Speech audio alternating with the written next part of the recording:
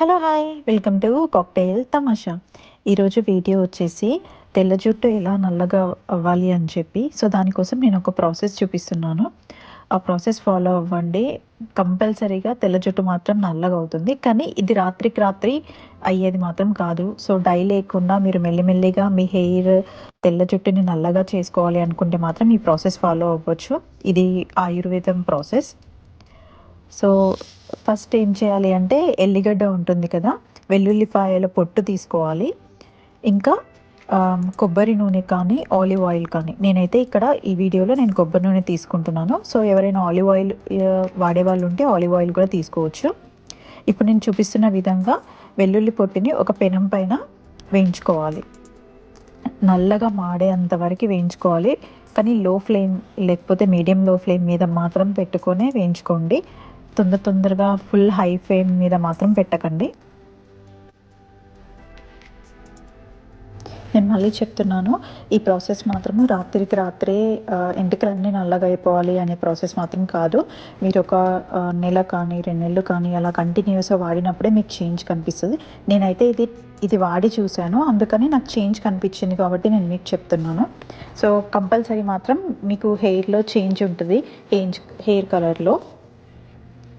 So ఇప్పుడు నేను చూపిస్తున్నాను కదా, ఇలా మెల్లిమెల్లిగా నల్లగా అయ్యేంత వరకు మాడేలాగా వేయించాలి ఈ వెల్లుల్లి పొట్టుని.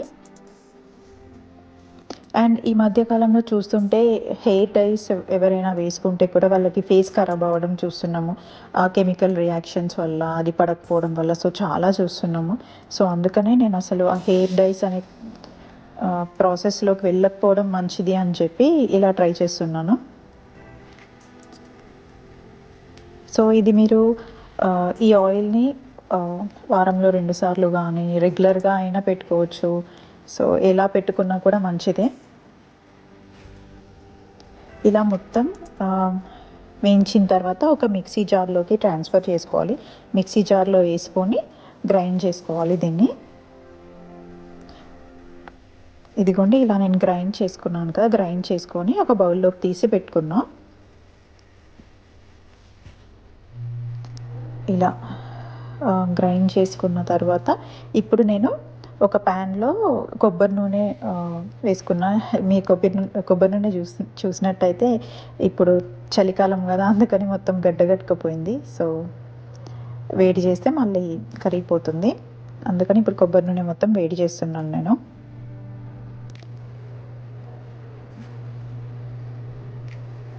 కొబ్బరి నూనె కూడా మీరు హై ఫ్లేమ్ మీద మాత్రము వేడి చేయకండి, కొంచెం మీడియం లో ఫ్లేమ్ మీదనే వేడి చేసుకోండి. ఇప్పుడు ఇది కరిగిపోయింది కదా, ఇప్పుడు కరిగిన తర్వాత కొంచెం వేడవ్వాలి కొబ్బరి నూనె. ఇప్పుడు వేడైన తర్వాత ఇప్పుడు ఇందాక నేను పౌడర్ చేసి పెట్టుకున్నాను కదా, ఆ పౌడర్ మొత్తం ఇందులో కలిపేసేయాలి. ఈ కొబ్బరి నూనెలో వేసి ఇంకొక నిమిషం కానీ 2 నిమిషాలు కానీ ఉంచాలి.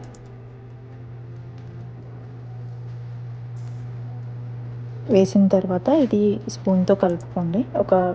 ఒక నిమిషం కానీ 2 నిమిషాలు కానీ ఉంచేసిన తర్వాత మనము బౌల్లోకి ట్రాన్స్ఫర్ చేసుకోవచ్చు. ఈ ఆయిల్ మీరు నార్మల్గా చూసినట్టయితే మీకు కొంచెం రెగ్యులర్గా మీరు ఉత్తి కొబ్బరి నూనె పెట్టుకునేదానికి, ఇలా చేసుకొని పెట్టుకునేదానికి కూడా మీకు డిఫరెన్స్ కనిపిస్తుంది. అంటే థిక్నెస్ కానీ కొంచెం మీకు తేడా అయితే తెలుస్తుంది ఈజీగా. సో డై లేకుండా మాత్రం ఇదైతే ట్రై చేయండి, కంపల్సరీ వర్క్ అవుతుంది. అండ్ ఇప్పుడు ఇది కొంచెం మరిగింది కదా, ఆ తర్వాత నేను ఒక బౌల్లోకి ఫిల్టర్ చేసుకుంటున్నాను. ఇప్పుడు నేను చూపిస్తున్నాను కదా, ఒక బౌల్లోకి మొత్తం ఫిల్టర్ చేసేసుకుంటాను. ఇప్పుడు చూస్తే బౌల్లో మొత్తం ఇప్పుడు ఫిల్టర్ చేసుకుంటే మీకు ఆ కలర్ అనేది తెలుస్తుంది కదా. మొత్తం చూడండి, థిక్గా కనిపిస్తుంది ఆయిల్ కూడా. కొంచెం ఆముదం నూనెలాగానే కనిపిస్తుంది మీరు అలా చేసిన తర్వాత.